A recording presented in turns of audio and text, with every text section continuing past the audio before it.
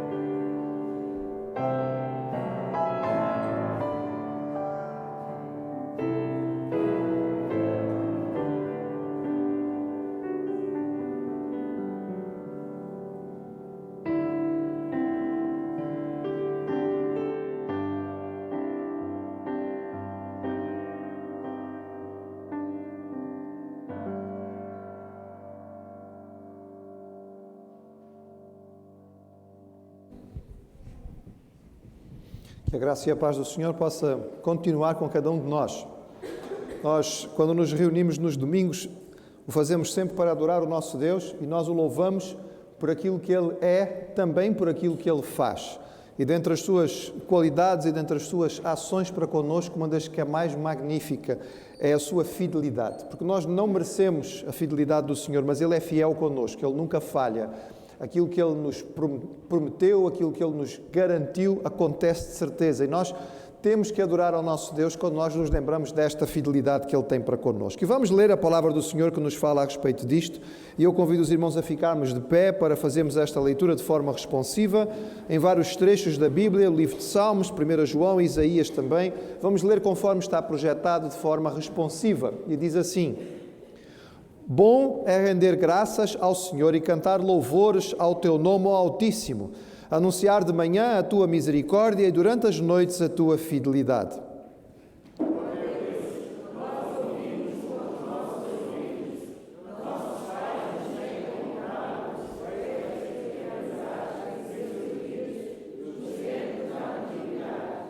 Pois não foi pela sua espada que conquistaram a terra, nem foi o seu braço que os salvou, mas a tua destra e o teu braço e a luz do teu rosto, porquanto te agradaste deles.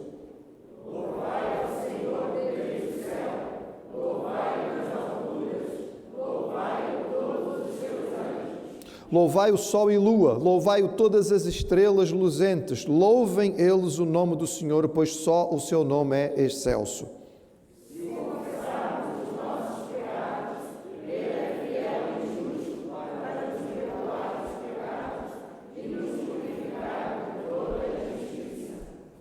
Eu mesmo sou o que apago as tuas transgressões por amor de mim, e dos teus pecados não me lembro. Amém? Que promessa extraordinária. O Senhor apaga as nossas transgressões e Ele não lembra no sentido de que Ele não fica a trazer novamente na nossa relação com Ele, Ele não fica a recordar aquilo que nós fizemos de errado, Ele não fica a lançar em nosso rosto, senão nós não teríamos como sobreviver. Mas a promessa do Senhor é que Ele nos perdoa e Ele coloca de lado os nossos pecados e lida connosco, nos chamando de seus filhos amados, santos em Jesus. E nós vamos louvar ao Senhor por esta fidelidade, o Deus das promessas que não falha.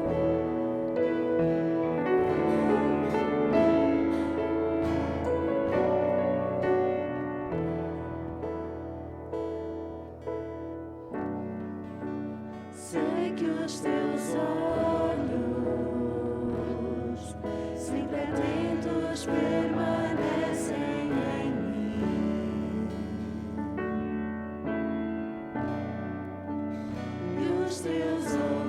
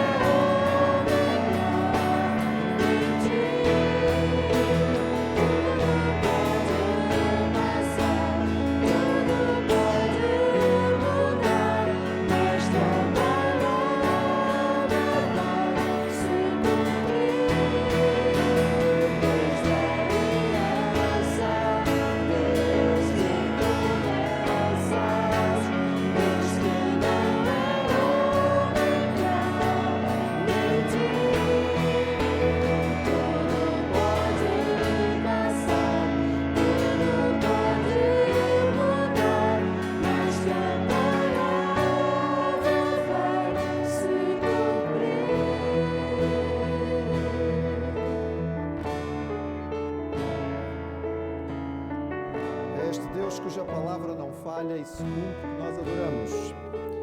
É por causa desta promessa que nós temos como garantida que podemos falar a respeito da segurança da nossa salvação. Por vezes, quando falamos disto, aqueles que seguem uma linha religiosa que depende das obras fica irritado, não é? Então vocês acham que são muito bons, são tão santos assim, que já têm certeza de que vão para o céu. Vocês não têm certeza, ninguém sabe, só vamos saber um dia quando daqui sairmos. Nós não afirmamos por causa de bondade pessoal. Por causa disso, ninguém poderia afirmá-lo. Nós afirmamos porque a promessa do Senhor é a garantia dele. Ele disse que aquele que queria estava salvo, garantido, que nenhum se perderia. E porque nós somos remidos em Jesus, é que nós podemos cantar com esta convicção. E é isto que vamos cantar agora, louvando ao Senhor, remido no sangue purificador.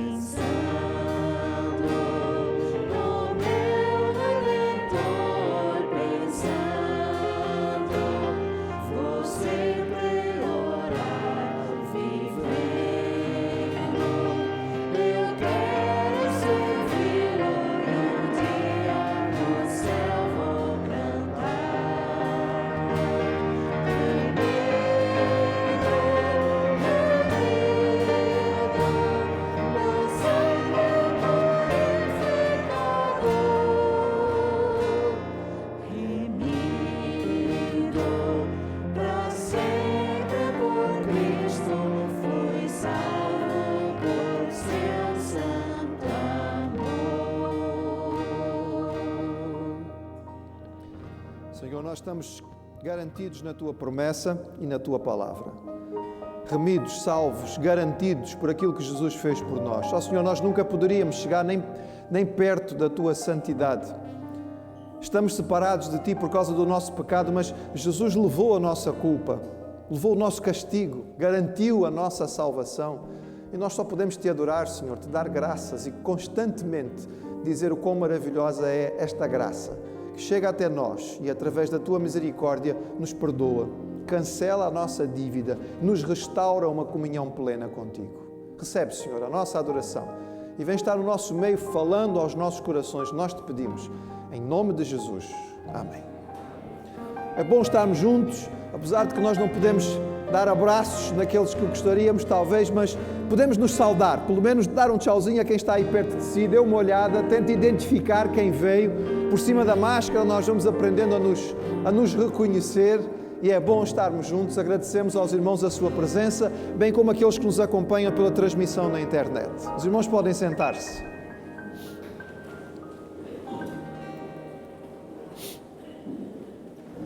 Nossa igreja precisa ter uma assembleia de membros.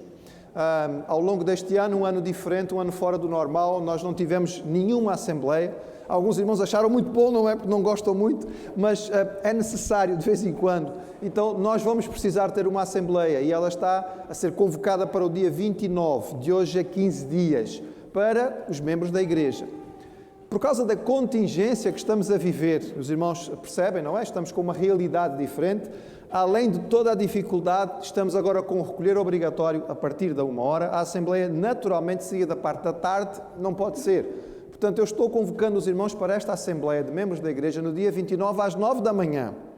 Eu sei, é cedo, irmãos, mas é um sacrifício que fazemos uma vez, de vez em quando, não é? Um esforçozinho para nós podermos estar juntos a esta hora. Teremos das 9 às 11 para termos a assembleia, não vai haver culto às 10 e teremos o culto às 11h30.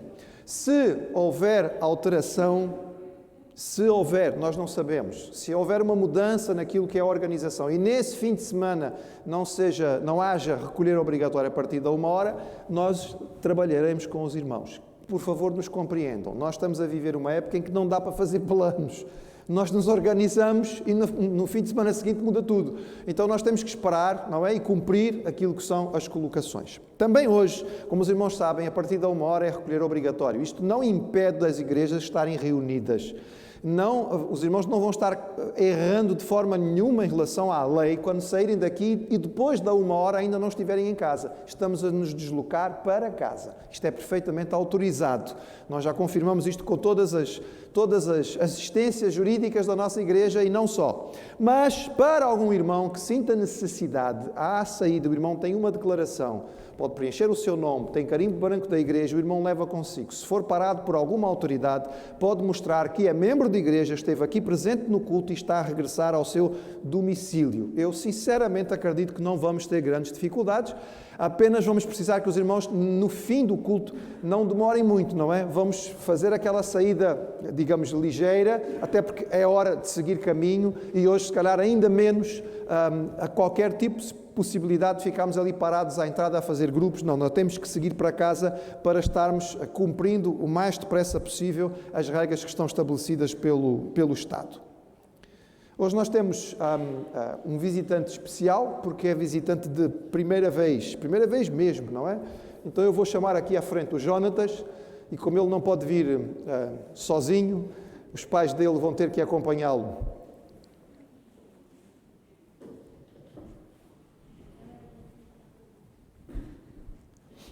Não dá para chamar a família do Jonatas, irmãos, porque se eu for chamar a família do Jonatas vai ser muito confuso. Só para os irmãos poderem ter uma ideia, eu vou pedir então a toda a família do Jonatas presente que fique de pé.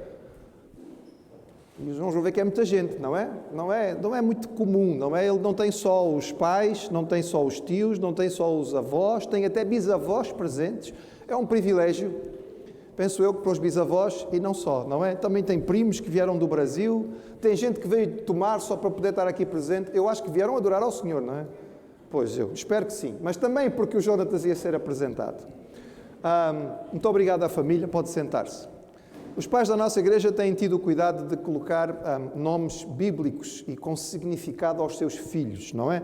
Nós já vimos este ano, através da apresentação da Noemi, sabemos que a Esther, da mesma maneira, assim que for possível apresentá-lo. O Jonatas, este nome foi escolhido por causa do seu significado linguístico e histórico.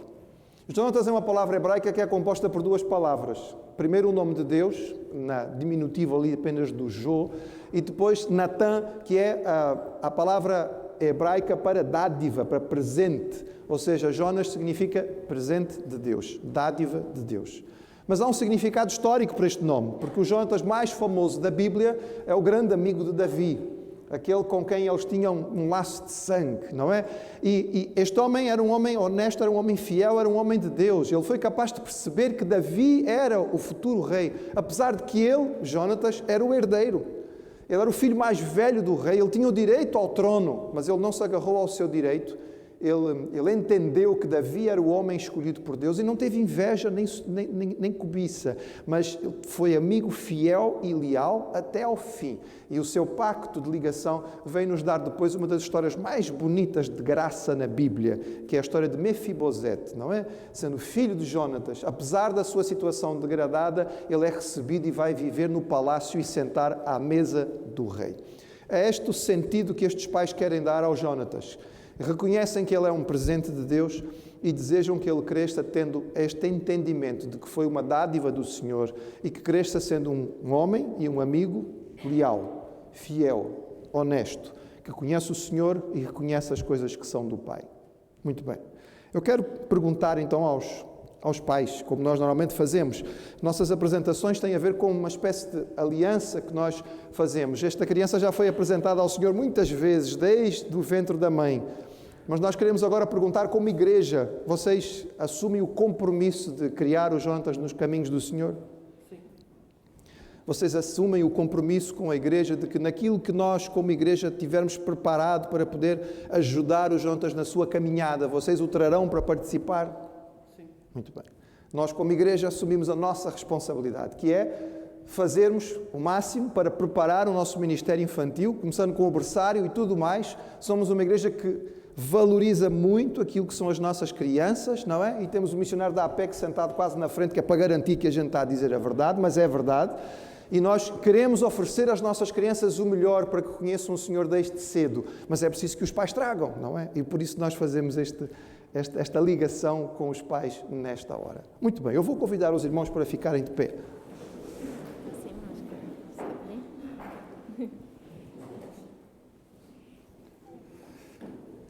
Este o pastor pega no colo, irmãos, porque é neto. Então, os irmãos sabem que a gente vai ter este cuidado, mas neste aqui eu posso. Está bem? Querido Pai, nós te louvamos pela tua fidelidade e pelas tuas promessas. Te agradecemos pelo dom da vida e te louvamos pela dádiva dos Jonatas nesta hora. Te agradecemos, Senhor, pela alegria que Ele trouxe desde o primeiro momento, pela satisfação que Ele trouxe para esta família alargada. Te agradecemos, Senhor, porque desde o princípio Ele foi desejado, foi entregue a Ti e nós queremos, Senhor, que Ele vai ser criado nos Teus caminhos. Nós te pedimos para Ele a Tua proteção espiritual, física, Senhor, guarda-o com os Teus anjos. Protege a sua saúde, Senhor, e também abençoa-o espiritualmente, livrando de pessoas que possam querer fazer algum mal. Dá sabedoria aos seus pais para que possam criá-lo nos Teus caminhos, de acordo com a Tua vontade. Que ele logo possa perceber que a sua vida é um presente Teu e que ele possa crescer como Jonatas, sendo um homem fiel, um homem leal, um amigo acima de todas as coisas. Nós te agradecemos e te louvamos, em nome de Jesus. Amém.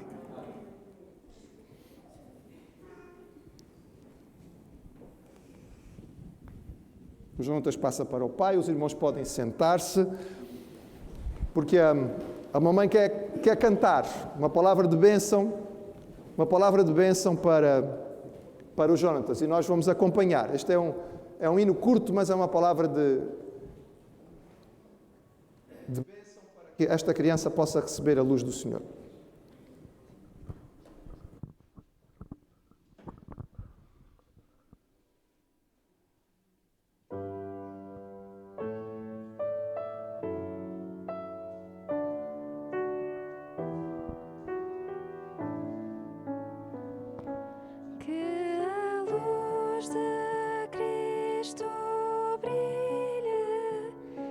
Te envolva em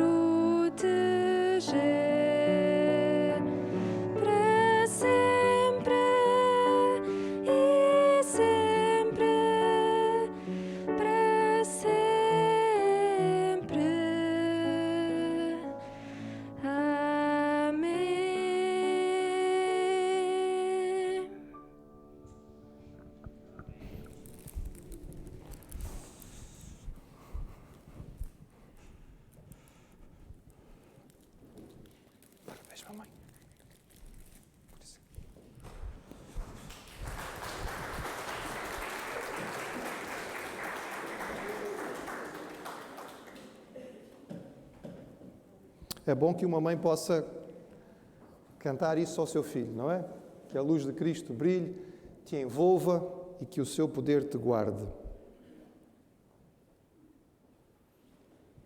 Quando nós olhamos para um casal jovem que tem um filhinho, nós podemos imaginar aqueles de nós que já somos pais, quando aconteceu connosco.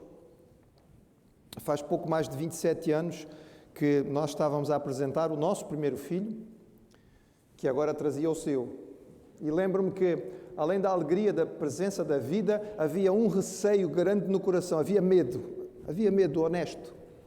Olhar para aquela criança e pensar assim, a responsabilidade em grande parte é minha. Aquilo que esta criança vai ser, aquilo que vai se tornar como pessoa, como ser humano, como homem, está em grande parte sobre os meus ombros. Minha responsabilidade é um peso. Atenção, este peso nós entregamos ao Senhor e Ele nos abençoa e nos ajuda. Mas há o receio de errar. Mas todos nós erramos. Quem não erra? E porque todos nós erramos, todos nós precisamos de perdão. E todos nós desejamos ter nova oportunidade para corrigir, para fazer melhor, para acertar, para colocar as coisas no lugar. Mas quantas vezes é que nós temos segundas oportunidades? Quantas pessoas nos cortam à primeira? Costuma-se dizer que a primeira impressão é a que fica. Às vezes a primeira impressão é ruim e a partir daí a pessoa fica, não é, com uma reticência connosco. Falhamos uma vez, é verdade, não foi bom aquilo que fizemos, mas imediatamente aquela pessoa nos trata a partir daí com base naquilo. Somos como riscados da sua agenda. Não podemos fazer parte da sua vida. Não é fácil dar segundas oportunidades, mas a Bíblia nos diz, irmãos, que o nosso Deus é um Deus extraordinário. Ele é um Deus da segunda, da terceira, da quarta, da quinta. Ele é um Deus de segundas oportunidades. Paciente, gracioso, misericordioso e na sua benevolência Ele abre as portas não somente para o perdão, mas para a restauração plena. E um dos exemplos impressionantes que nós temos na Bíblia sobre isto está no livro de Jonas, e eu convido os irmãos para abrirem, capítulo 3. Estamos há algumas semanas a pensar em Jonas. História tão conhecida. E podia pensar assim, bem, Jonas vai dar para aí um sermão, quando muito dois, não é? Porque a gente já conhece bem a história. Pois é, irmão, já vamos no 5º. E ainda não termina hoje, não é? Porque há tanta coisa para tirar desta história que é tão significativa. E em Jonas capítulo 3 nós lemos o seguinte: depois disso o Senhor falou com Jonas pela segunda vez. Apronte-se, vá à grande cidade de Nínive e transmita a mensagem que eu te dei. Dessa vez, Jonas obedeceu à ordem do Senhor. E foi a Nínive, uma cidade tão grande que eram necessários 3 dias para percorrê-la inteira. No dia em que Jonas entrou na cidade, proclamou às multidões: daqui a 40 dias Nínive será destruída. E os habitantes de Nínive creram em Deus. E desde o mais importante até ao mais humilde declararam jejum e se vestiram de pano de saco. Quando o rei de Nínive ouviu o que Jonas dizia, desceu do trono, tirou as vestes reais, vestiu-se de saco e sentou-se sobre o monte de cinzas. Então o rei e seus nobres enviaram este decreto a toda a cidade: ninguém, nem mesmo os animais, de seu gado, de seus rebanhos, poderá comer ou beber qualquer coisa. Tanto as pessoas como os animais devem se cobrir de pano de saco e todos devem orar fervorosamente ao Senhor. Devem deixar os seus maus caminhos e a sua violência. Quem sabe, Deus voltará atrás, conterá a sua ira ardente e não nos destruirá. Quando Deus viu o que fizeram e como deixaram os seus maus caminhos, voltou atrás e não os destruiu, como havia ameaçado. O propósito de Deus não muda. Nós precisamos mudar planos porque nós não conhecemos o futuro e os nossos planos muitas vezes são falhos, mas os planos de Deus não mudam. Esta pandemia mudou os nossos planos, não foi? A nossa agenda, completamente deitada fora. Irmãos, os planos de Deus não mudaram nada. Esta pandemia não alterou nada do propósito do Senhor, absolutamente. Ele nunca teve qualquer vacilação diante desta situação. Deus tem um propósito, o propósito dele é que Nínive ouça a mensagem, o propósito do Senhor é que Nínive tenha a oportunidade de se arrepender, e ele escolheu este homem para poder usar, porque o nosso Deus é um Deus de segundas oportunidades, e o texto começa dizendo exatamente isto: Deus chamou novamente a Jonas e lhe deu outra oportunidade. A primeira vez Jonas falhou redondamente, ele fugiu, foi para a direção contrária àquela que Deus tinha mandado. E nós podemos dizer: Deus tem tanta gente à sua disposição, para que insistir em Jonas? Vai buscar outra pessoa que seja mais digna, porque este homem provou que não era. Além de fugir, chegou no barco e não se preocupou minimamente com a tempestade, foi lá para o porão dormir. Um homem que não tinha a dignidade de um profeta de Deus, com um chamado tão especial, mas o Senhor o perdoou. E veja, irmãos, que coisa impressionante: quando o Senhor perdoa, Ele restaura. Ou seja, Ele devolve à posição anterior. Qual era a posição de Jonas? Ele era profeta. E o que é que Deus tinha lhe dito? Jonas, levanta-te e vai a Nínive pregar. E o que é que Nínive fez? Falhou. Jonas falhou, completa e redondamente. E o que é que Deus faz? Deus vai lá, pega o Jonas, usou um transporte, o transporte não era dos mais habituais, reconhecemos isso, não é? Usou um grande peixe para transportar o Jonas para onde Deus queria. Mas depois que Jonas estava outra vez em terra, o Senhor vem falar com ele e faz o quê? Diz exatamente a mesma coisa que tinha dito anteriormente. Restaura-o completamente à situação anterior. Jonas, tu continua sendo o meu profeta. Levanta-te, vai à cidade de Nínive e prega aquilo que eu te disse para pregar a ela. Isto é restauração, irmãos. E porquê que isto é tão importante? É porque nós, humanos, até perdoamos. Ou melhor, se calhar devo colocar assim: nós dizemos que perdoamos, mas raramente restauramos. Nós perdoamos, mas nós mantemos presente aquilo que aconteceu.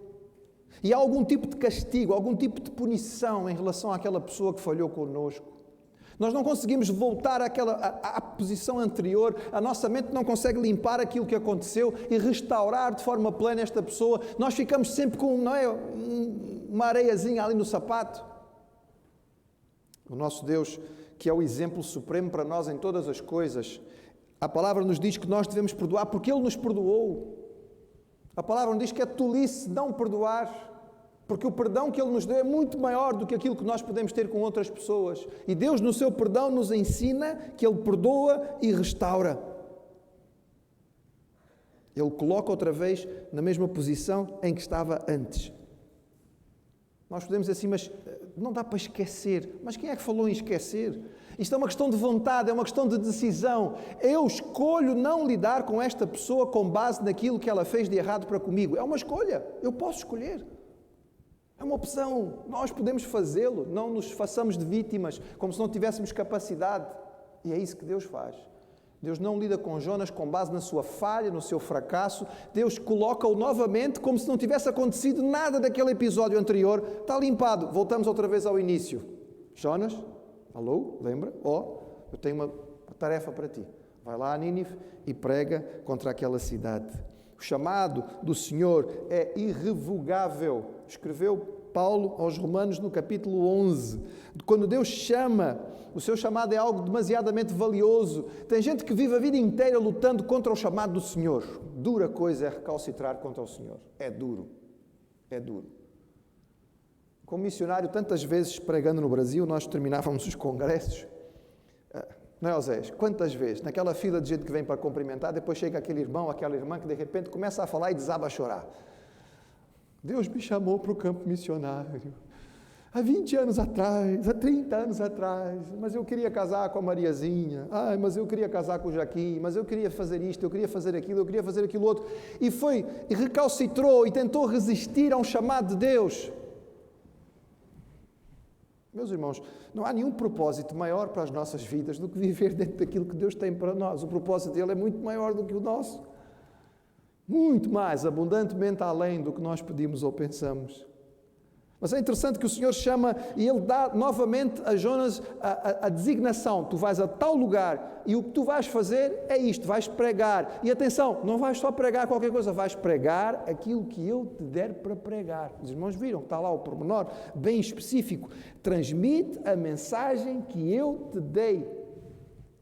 É interessante, irmãos, e eu digo-vos que isto é algo que, de algum modo, pode trazer tranquilidade ao pregador. O ensino bíblico é um só. Prega a palavra. Nós não somos chamados, irmãos, para ocupar o púlpito e inventar. Graças a Deus. Nós não temos que tentar criar a cada semana alguma coisa que vos possa, de alguma maneira, entreter.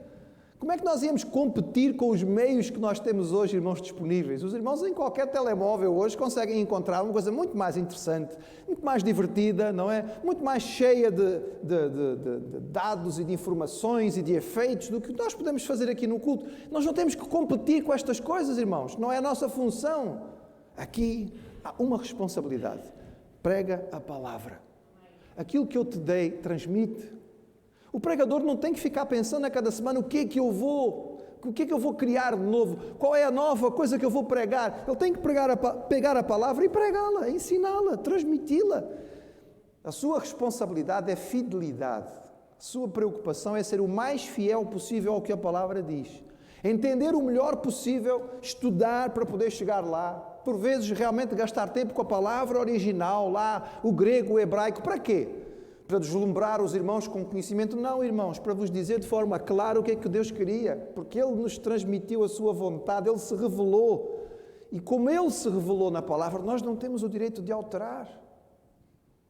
Alguns pregadores, de vez em quando, parece que querem novidades, não é? Querem novidades, ou querem torcer aquilo que a palavra diz, quando a nossa responsabilidade é tão simples. Deus restaura Jonas e diz, vai lá outra vez a Nínive e prega aquilo que eu te dei para pregar. E ele vai. E o texto diz várias vezes que Nínive era uma grande cidade de Nínive. E era grande, irmãos, Nínive era grande. Para a época realmente era colossal. Nínive era uma cidade muito, muito antiga. Ela foi fundada por Nimrod, segundo o texto bíblico, lá em Gênesis. O seu nome, Nínive, significava bela, na língua acadiana. E ela era uma cidade gigantesca para aquela época, para os contornos daquele período. As suas muralhas internas principais tinham 13 quilómetros de extensão. Elas tinham 30 metros de altura e 15 metros de largura. Podiam andar 3 carruagens em cima das muralhas de Nínive tranquilamente. Era uma coisa colossal, irmãos. Mas a cidade tinha crescido tanto que ela tinha envolvido outras localidades mais próximas. Então, cidadezinhas vizinhas como Reobote, Ir, Calá e Rezém faziam parte da grande Nínive, aonde Jonas foi pregar. No total, ela teria aproximadamente 600 mil habitantes. Não havia nada nem parecido com isto na Palestina. Jonas conhecia Samaria e pelo texto que nós lemos no capítulo 2, ele também conhecia Jerusalém e o templo. Mas Jerusalém e Samaria não eram nada em termos de tamanho comparado com com Nínive. Nínive era muito, muito, muito maior. E quando ele chega ali, esta grande cidade fala ao seu coração. Mas há um pormenor muito interessante aí no versículo 3, irmãos, porque no original, o que o texto verdadeiramente diz não é que Nínive era só uma cidade grande. O que o texto original em hebraico nos diz é: esta era uma cidade grande para Deus. Para Deus era uma cidade grande, era uma cidade importante. E porquê que isto é interessante no texto bíblico, irmãos? É porque quando nós lemos, sobretudo, por exemplo, o livro de Gênesis, o irmão há de perceber, lendo o livro de Gênesis, que há algum antagonismo para com a cidade. O autor sagrado em Gênesis parece dar a entender que a vida correta é a vida nómade, a vida dependente absolutamente de Deus, a vida vivida em tendas. Quando Deus dá ao seu povo um local de culto, é um tabernáculo. Então, sempre que aparece cidade, por exemplo, em Gênesis, a cidade é sinónimo de maldade, de malignidade, de pecado concentrado. Então, as cidades são Sodoma e Gomorra, não é? Têm que ser destruídas.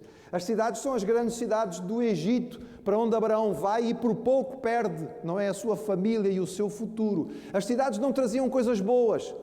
Mas ao longo do texto há mudança. E aqui, em particular, neste livro, nós temos uma grande defesa do ministério urbano. Irmãos, quando falamos em missões, nós por vezes pensamos em lugares remotos. Sim, com certeza. Há necessidade de fazer missões no interior da África. Há lugares isolados no sudoeste asiático que são difíceis de alcançar. Mas, irmãos, talvez um dos maiores desafios missionários que nós temos hoje em dia são as grandes cidades. Milhões e milhões de pessoas concentradas. Como alcançar as pessoas na selva de pedra e de asfalto? O irmão talvez viva em bairros, talvez dependendo do prédio onde o irmão mora, haja mais gente no seu prédio do que em muitas aldeias em África ou na Ásia. Quando nós vamos a lugares remotos do nosso planeta, nós visitamos as aldeias e chegamos lá, tem 100, 150, 200 pessoas, se calhar o seu prédio tem mais do que isto. As pessoas todas concentradas, é um grande desafio, é difícil chegar a elas. Já era complicado nós andarmos de elevador, agora o irmão já reparou, agora é que ficou de vez, não é?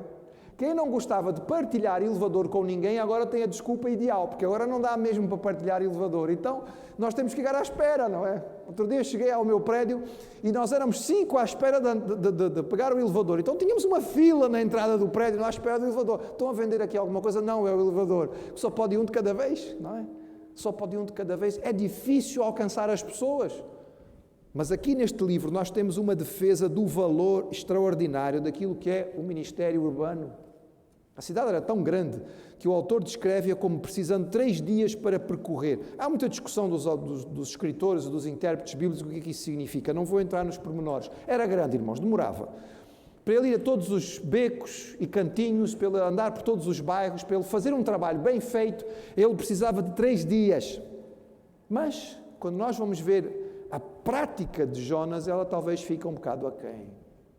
Deus o perdoou, Deus o restaurou, Deus o libertou, mas ele continua relutante e de má vontade. Eu acho que nunca ouvi um sermão mais sucinto e pessimista do que este. A única vantagem deste sermão é que ele foi rápido, não é? Era rápido, o culto demorava muito pouco. Não é? A pregação dele se resumia numa palavra: 40 dias e Nínive vai ser subvertida. Espera aí, mas e o resto? Jonas, cadê o... Não é? A introdução, Jonas? Não há introdução. Ok, primeiro, segundo, terceiro ponto, não é? Da boa homilética, não há. Conclusão, qual é o tema? Qual é a tese que estás a defender? Não. 40 dias e a cidade vai ser destruída. Pera, não ouvi bem. Ali um bocadinho mais à frente ele repetia a mesma coisa e assim ele foi. Há pormenores que são deliciosos, no entretanto, no texto bíblico, irmãos. Porque a palavra hebraica usada aqui para destruída, e o hebraico é uma língua um bocadinho limitada, não é? Uma palavra pode ter muitos significados, também pode significar transformada. 40 dias e a cidade vai ser destruída. Mas também significava 40 dias e esta cidade vai ser transformada.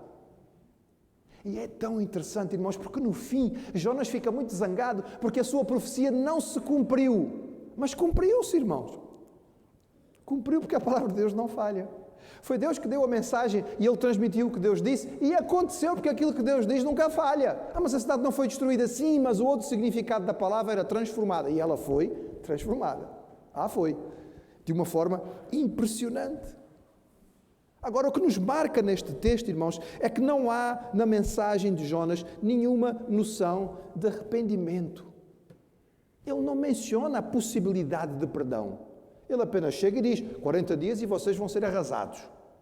Então a pergunta é, e de onde é que veio este arrependimento todo? Não sei, a fama de Israel já tinha chegado até Nínive, a fama dos seus profetas. Elias e Eliseu tinham sido homens com um ministério de impacto internacional. Será que isto era suficiente para que os ninivitas acreditassem?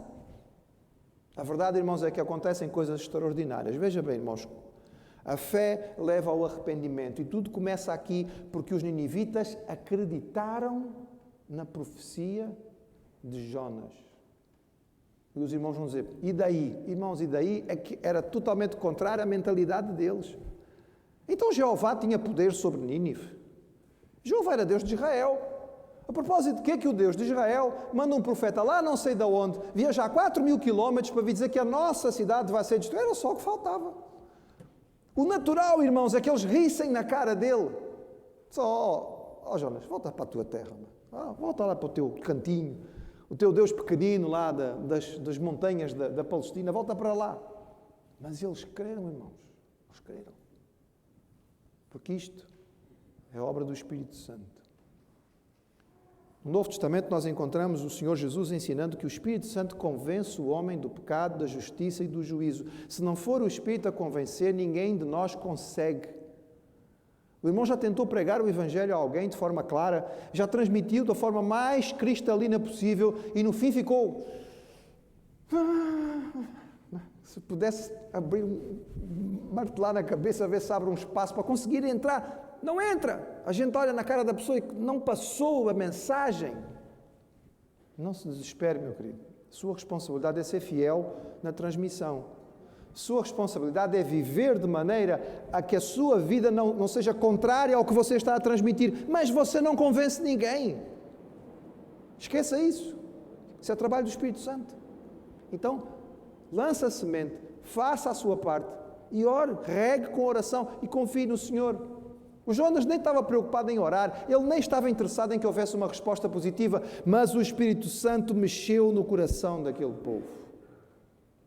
E o que aconteceu aqui é que o profeta Jeremias vai explicar alguns anos mais tarde. Na sua profecia nós encontramos a seguinte colocação: no momento, é Deus dizendo, em que eu falar acerca de uma nação ou de um reino para o arrancar, derribar e destruir, se a tal nação se converter da maldade contra a qual eu falei, também eu me arrependerei do mal que pensava fazer-lhe.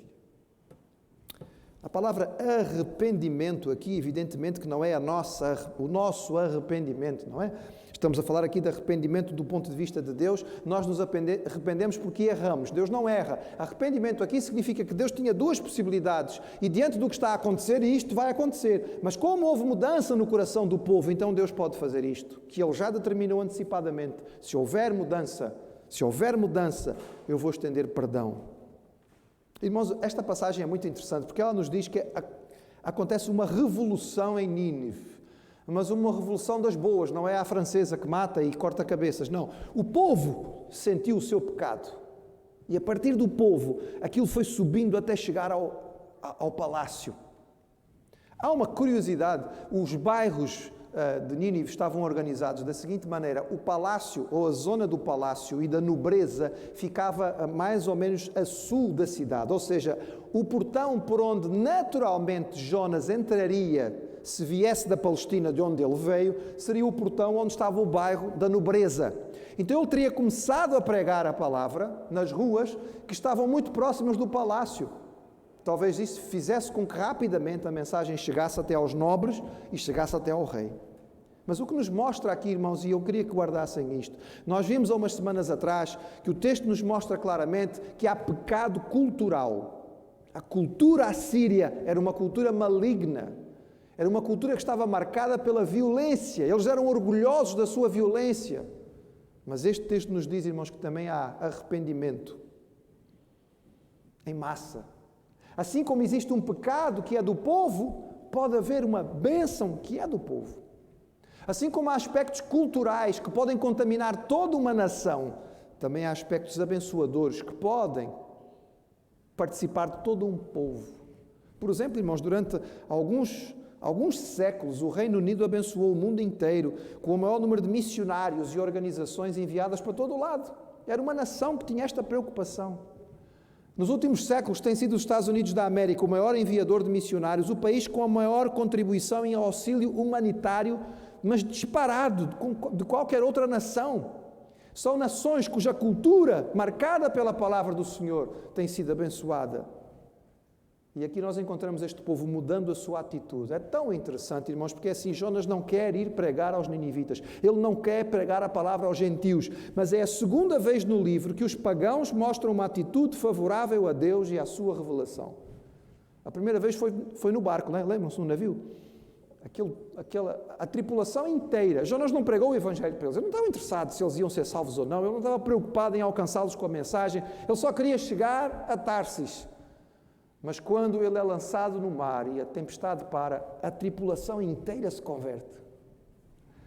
E aqui mais uma vez, apesar da mensagem fraca, apesar da mensagem sem esperança, a população inteira se converte. O povo muda a sua atitude.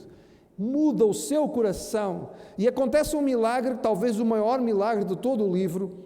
O próprio rei se converte.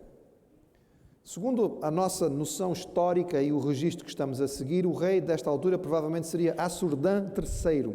Os reis assírios eram extremamente vaidosos, orgulhosos, como eram os reis orientais. Eles se achavam filhos dos deuses, eles tinham uma posição de vida e morte sobre todos, e eles eram tratados como semideuses, não é? Como divindades desde a sua infância. Portanto, eles eram profundamente arrogantes. O mais provável é que ele mandasse cortar a cabeça de Jonas. O texto diz que ele desceu do trono, trocou as suas vestes e mandou fazer um decreto pedindo jejum e oração à população. Irmãos, milagre de Deus. É o Espírito Santo convencendo este homem do seu pecado. O texto diz que a proclamação envolvia todos, até os animais. É interessante. Nós temos escritos de autores antigos, como por exemplo o escritor Heródoto, um dos grandes historiadores gregos, que diz que realmente os povos naquela região, persas e assírios, por exemplo, cortavam as caudas dos seus cavalos em ato de contrição. Portanto, percebemos que eles realmente envolviam até os animais. E reparem, no decreto, ele diz a certa altura: deixem os seus maus caminhos e a sua violência. Ele identifica, porque o Espírito Santo, tocando o seu coração, mostrou, ele identifica qual era o pecado cultural da Assíria. Era a violência. E tocado por Deus de forma específica, ele diz: vamos nos arrepender, vamos clamar, vamos pedir perdão especificamente pelo nosso pecado. Já dissemos muitas vezes isso aos irmãos: quando nós oramos para pedir perdão ao Senhor, nós devemos ser específicos. Aquela famosa oração, perdoa a multidão dos meus pecados, irmãos, eu acho que o irmão não peca a multidão de cada vez, espero eu. Confissão é algo específico. Vamos confessar os nossos pecados. E qual era o pecado de Nínive dos assírios? Era a sua violência. Vamos pedir perdão a Deus pela nossa violência. E veja, como não havia nenhuma mensagem de esperança da parte de Jonas, eles dizem: quem sabe? Quem sabe? Porque o mesmo Espírito que tinha convencido os ninivitas do seu pecado também fez nascer no coração deles a esperança de que o arrependimento podia ser visto pelo Senhor. E o mesmo Deus que vê o pecado, vê o menor sinal de arrependimento e fé. Tantas vezes, irmãos, nós lemos precipitadamente o Antigo Testamento e ficamos com a ideia de um Deus severo, de um Deus feroz, de um Deus zangado. Não é? Parece que está lá em cima à espera. Pisou no pé, está errado. Vou castigar. Feliz de poder castigar. Mas, irmãos, o Senhor precisa castigar de vez em quando, porque há horas em que não há alternativa. Mas olhem a quantidade de vezes com que satisfação e rapidez ele também presta atenção. Arrependeu-se. Teve uma atitude correta. E Deus abençoa, irmãos. Temos tantas histórias assim. Os dois piores reis da história de Israel e de Judá são exemplo disto. Acabe. Rei ruim, não é? Péssimo. Exemplo de rei pagão, mau, idólatra, corrupto. Mas, irmãos, numa certa altura, quando Elias lança a maldição sobre Acabe se arrependeu dos seus pecados, clamou a Deus, e o texto diz que Deus perdoou. Deus disse a Elias: estás a ver? Olha, até o Acabe foi sensível. Portanto, não vai acontecer durante a vida dele. Manassés, o pior rei da história de Judá, construiu altares em Jerusalém, sacrificou os seus filhos a deuses estranhos. Mas quando ele se arrependeu dos seus pecados, o texto bíblico diz que Deus ouviu a sua oração e Deus concedeu perdão e restaurou. Esta é a mensagem da palavra do Senhor. O nosso Deus é um Deus que vê o arrependimento, vê a mudança de coração. É um Deus que dá outra oportunidade na sua soberania. Ele permite que nós sejamos restaurados. E esta é a grande lição que nós podemos tirar, ou as grandes lições que podemos tirar deste capítulo 3, irmãos. Não há ninguém duro demais ou pervertido demais que não possa ser mudado pela palavra de Deus e pela ação do Espírito Santo. E o nosso Deus é um Deus que dá segundas oportunidades, é um Deus que perdoa, é um Deus que restaura, é um Deus de graça. Graça. O hino mais, é difícil dizer o mais, não é? Mas um dos hinos mais famosos do mundo cristão, um daqueles que teve mais impacto e marca os nossos corações é exatamente aquele que fala sobre a maravilhosa graça, a preciosa graça, Amazing Grace. E eu vou convidar os irmãos para ficarem de pé. E nós vamos cantar no fim deste culto a graça preciosa do nosso Deus.